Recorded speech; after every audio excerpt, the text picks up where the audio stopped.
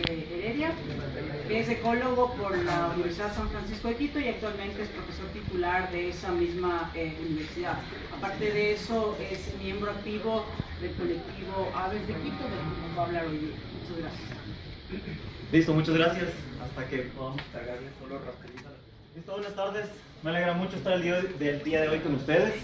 Y como ya mencionaron en una de las charlas anteriores, el tema de aves ha sido uno de los que más ha empujado todo el tema de ciencia ciudadana.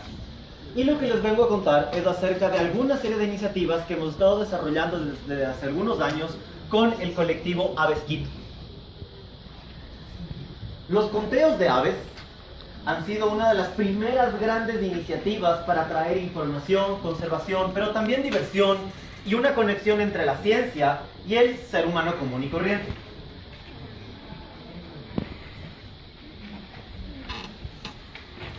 La historia de los censos, particularmente de un tipo de censos que se llaman los censos navideños de aves, es de la más interesante. Inicialmente, hasta el siglo XIX, había lo que se conocía como la cacería anual de Navidad. Y el objetivo principal de eso era tener la mayor cantidad de aves muertas y literalmente por pilas enteras de aves, y se hacía cada Navidad. Básicamente un científico que se llamaba Chapman propuso que ¿por qué no le cambiamos un poquito este asunto? Y en lugar de estarles matando a las aves, empecemos a contarlas. Y en el siglo XX, a inicios del siglo XX, Frank Chapman empieza el primer Christmas Bird Census, el primer censo navideño de aves. El objetivo era observar y contar todas las aves que uno vea en un cierto formato determinado, y empezó en la Navidad de 1900 con 28 observadores, 25 conteos en Canadá y Estados Unidos, y observaron alrededor de 90 especies. Una de las cosas más interesantes y de relevancia sobre Chapman es que Chapman fue la persona que escribió el primer libro sobre aves de Ecuador. Está aquí, y es un libro que se publicó en 1926, se llamaba La distribución de la vida aviar en el Ecuador, y es el primer gran tomo sobre aves del Ecuador que se llega a publicar. Frank Chapman estuvo aquí en Ecuador, publicó también libros en Colombia y fue uno de los primeros grandes divulgadores de la ciencia. Hacia el 2012, y miren cómo empezó desde estas poquitas personas, en el 2012 los censos navideños de aves ya llamaban a concurrencia de más de 70,000 personas, con más de 2.300 puntos de observación en todo el continente americano, y usualmente con puntos donde se registraban hasta casi más de 600 especies. En estos más de 100 años se han revelado cosas bien interesantes, y es que con toda esta cantidad masiva de datos que se ha empezado a colectar, se han podido ver claros patrones de cambios, que no solo son cambios sutiles, sino en algunos casos dramáticos y drásticos, de disminuciones incluso en aves que tradicionalmente, dado que la gente los ve todos los días en su jardín, piensa que son aves comunes. Además, se han podido empezar a detectar claramente que hay efectos locales, regionales y globales que en muchos casos están anclados incluso con temas de cambio climático, pero también con aspectos de urbanización y cambios de hábitat. Entonces, un tema interesante cuando ya se empiezan a recopilar estos datos es el tema de la estandarización. Estandarización en temas de tiempo de observación, del esfuerzo, voy solito, voy con más personas, qué tan bien identifico a la especie. La cuturpilla no es tan difícil de identificar, pero hay otras especies, particularmente algunos grupos de las aves, como por ejemplo los tiránidos, que son un total dolor de cabeza. Saber si es que estamos contándole bien. Por ejemplo, evitar el doble conteo. Voy, cuento una, regreso, cuento otra, no son dos, es posiblemente la misma. Y por si acaso, esto es un tema bien interesante, no solo con las especies raras. Hay un montón de veces que pensamos que las especies valiosas son esas que están en la punta de la montaña, en el bosque primario, donde está protegidísimo, cuando nos descuidamos un poquito de las especies más comunes. Y por ejemplo, solo para hacerles una reflexión, hay muy pocos estudios sobre aves tan comunes como el gorrión, la tórtola, el mirlo, el huirachuro. No sabemos casi nada de esas especies. Y aunque obviamente también debemos saber de las especies raras, en eso se necesita un poquito más de cuidado y de modestia en pensar que a veces es mucho más fácil colectar información del gorrión, que uno puede simplemente cuando salen de aquí se van al bus más o menos a ver cuántos vieron, que posiblemente del colibrí de Quito que vive en la parte de atrás de Yanacocha, el Erignomis nigrivestis, que de vez en nunca uno le verá. Esto es interesante porque toda esta cantidad de datos puede aportar definitivamente a la conservación en todos estos temas. desde los análisis de las tendencias poblacionales, la detección de especies sensibles al cambio. Esto es interesante, por ejemplo, en Inglaterra, en Europa de hecho, hay un gorrioncito que es el gorrión europeo, el gorrión común, que anda por todo lado. De hecho, lo introdujeron a casi toda América, y si es que ustedes van a Nueva York, lo encuentran. Si es que ustedes van a Pinta, le encuentran. Si es que ustedes van a Chalilla, le encuentran. Pero hay una pequeña particularidad. Si es que ustedes se van al Reino Unido, esa especie está considerada en peligro de extinción. Todavía hay un montón, no es que quedan 3 por ahí dando las vueltas. Hay todavía un montón. El problema es que pasó de tener muchísimos millones a de repente tener unas tasas de declinación grandísimas. Es decir, ¿todavía se le puede ver? Sí, todavía se le puede ver. Pero la tasa de disminución es tan grande que con el tiempo, según vaya pasando, las poblaciones eventualmente, a menos que se tome acciones, van a quedar poblaciones demasiado pequeñas, y la tasa de declinación es tan significativa en tiempos tan pequeñitos que las acciones que se deben tomar es cuando todavía, si bien están declinando, son abundantes. Se pueden detectar también áreas promisorias. Se puede saber dónde, con muchos datos que se van colectando, ciertas áreas son más interesantes para ciertas especies, son claves para la reproducción de otras, y se puede provocar el involucramiento de comunidades humanas locales en la conservación de las aves, básicamente porque se crea una vinculación entre las aves y los seres humanos que viven en ese mismo sitio. Hace 5 años, el colectivo Aves Quito, con el apoyo de un montón de otras instituciones, empezamos este proyecto que es el Censo Navideño de Aves en la ciudad de Quito, justamente para tratar de responder a la ausencia de información que existe sobre las aves urbanas. Este artículo es el primero que sacamos del reporte literalmente del primer año, y hoy 5 años más tarde ya vamos a empezar a trabajar en este reporte comparativo para ver, a pesar de que solo son 5 años, ver ya si es que podemos empezar a detectar alguna de estas otras cosas que hemos visto: cambios poblacionales, especies muy comunes que están tal vez desapareciendo, zonas claves para ir a ver aves o para proteger a esas aves. Cosas interesantes de las aves urbanas es que definitivamente hay diferencias en donde un ave urbana vive a lo largo de la matriz urbana. No es lo mismo vivir en el centro de Quito, en la Plaza Grande, que vivir en La Carolina, que vivir en el Parque Algarrobos, en Cumbayá, que vivir ya en una zona completamente rural. Y hemos ya empezado a ver que hay ciertos aspectos sobre la complejidad de la estructura de los hábitats, la disponibilidad y la cantidad de alimento, la disponibilidad de agua y los diferentes impactos de los humanos que definitivamente están ya empezando a dar señales con los datos de estos 5 años que en Quito sí se pueden detectar cambios que están pasando en las poblaciones de aves. Hay que ver que Quito es una ciudad súper interesante, empezó súper chiquitita. Si es que ustedes la ven ahora, esto es básicamente el centro de Quito, literalmente dibujado. Este es un mapa de 1734. Quito era una ciudad bien pequeñita. Empezó a crecer, pero literalmente hasta básicamente mediados de 1900, Quito era casi solo el centro. Si es que ustedes les preguntan a personas que ya estaban dando vueltas por Quito hacia el 30, el 40, el 50, básicamente les van a contar que el límite de Quito era la Colón de Aperro. Ya ir a lo que hoy en día es la Carolina, ya era ir lejos, ya era ir por poco al hipódromo, era lejísimos. Hoy en día Quito ha crecido dramáticamente, y lo que estaban en esos dibujos anteriores es lo que está aquí en este cuadradito. La expansión de la ciudad ha sido dramática y no sabemos esos cambios urbanos cómo han provocado impactos sobre las especies locales.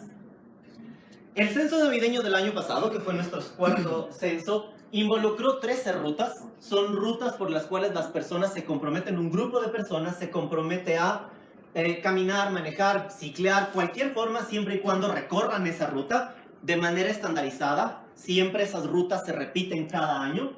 El año pasado logramos tener 106 personas, y esto es bien interesante en cuanto a los retos que hemos tenido. Uno de los principales retos ha sido tener convocatoria. Y la convocatoria no solo es cuestión de tener a los ornitólogos, porque como les dijeron en las presentaciones anteriores, primero, ornitólogos hay pocos y no van a tener tiempo de siempre estar viendo aves, pero si es que incluimos a personas, y aquí es lo interesante, 1/3 de las personas que van al censo navideño de aves de Quito son completamente novicias en el tema de aves. Tal vez a lo que se acercan es a reconocerle al gorrión y a que les parezca lindo. Pero de ahí no manejan ni nombres científicos, se pierden un poco con los binoculares. El otro tercio de personas ya están regresando al censo. Le encontraron el gusto, tal vez cambian de ruta, pero quieren apoyar. Y hay otro tercio, que son personas que regularmente les llamamos más como los guías, los tutores, que usualmente son los líderes de ruta, las personas que tienen un poquito ya más de manejo de las guías, que saben identificar, que saben los nombres científicos.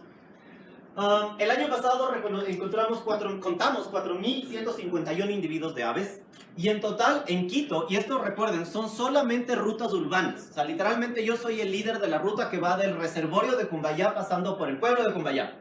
Hay otra que es en la Carolina, hay otra que es en el Parque Metropolitano. Vimos en total 118 especies de aves. Que esto para una ciudad como Quito, donde normalmente la gente piensa, a ver, ¿qué? El gomino, el gorrión y la tórtola, es una cantidad significativa. Cosas interesantes que hemos estado empezando a ver, y claro, aquí viene el truco de la ciencia ciudadana, y es ya cuando empiezan a combinarse los datos compilados por un montón de gente, y empieza a hacerse sentido en términos más ecológicos, territoriales y de conservación. Y tenemos, por ejemplo, al gorrión. Este es bien interesante, es el jilguero azafranado, el birlo. Pásale. Estos tres primeros son de los más comunes. Los nombres que estaban ahí abajo son sus gremios, es básicamente sus gremios tróficos, ¿qué es lo que comen? A los omnívoros y a los que comen semillitas hemos visto que les va perfecto.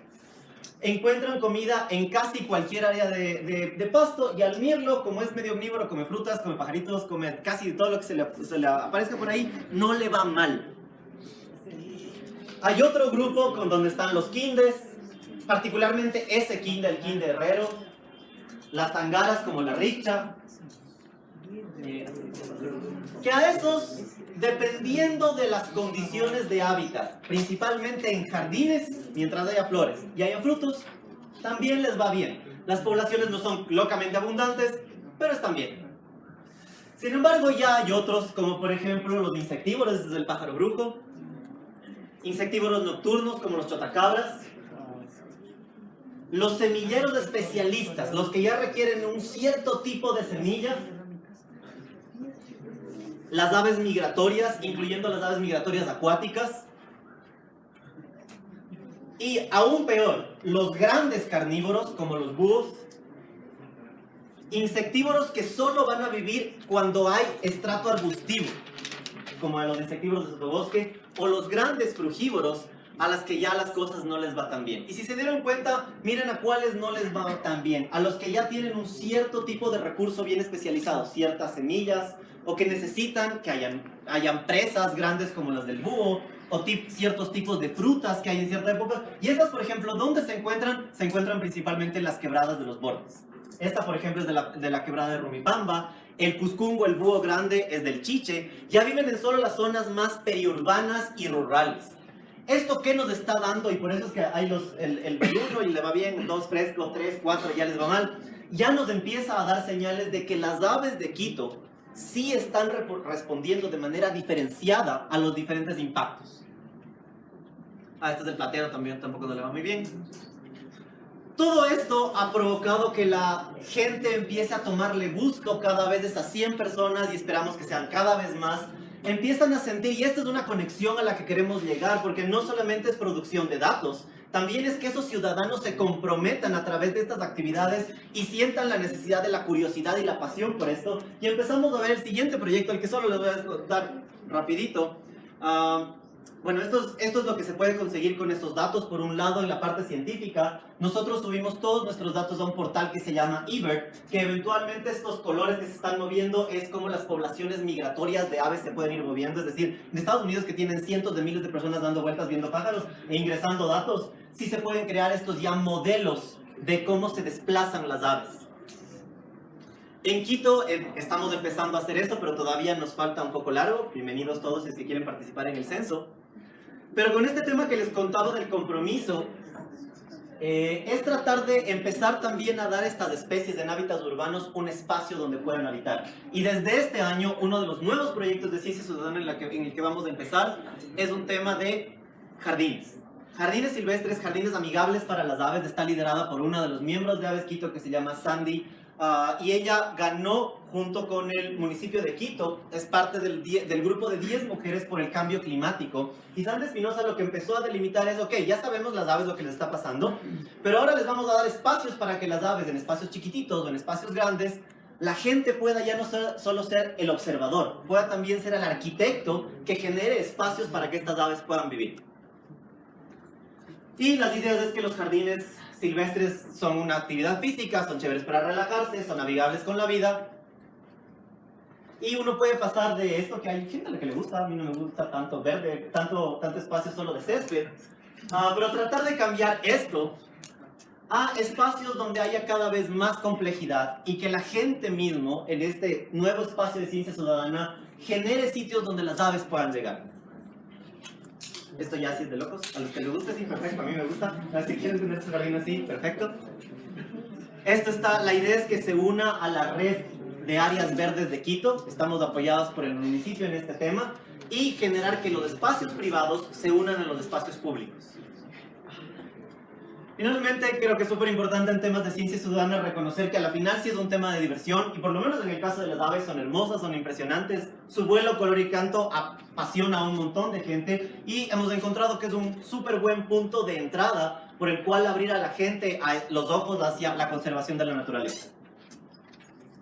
Cualquier duda, nos comunican, nos pueden encontrar en Facebook, en Instagram, en Twitter, Aves Quito, personalmente.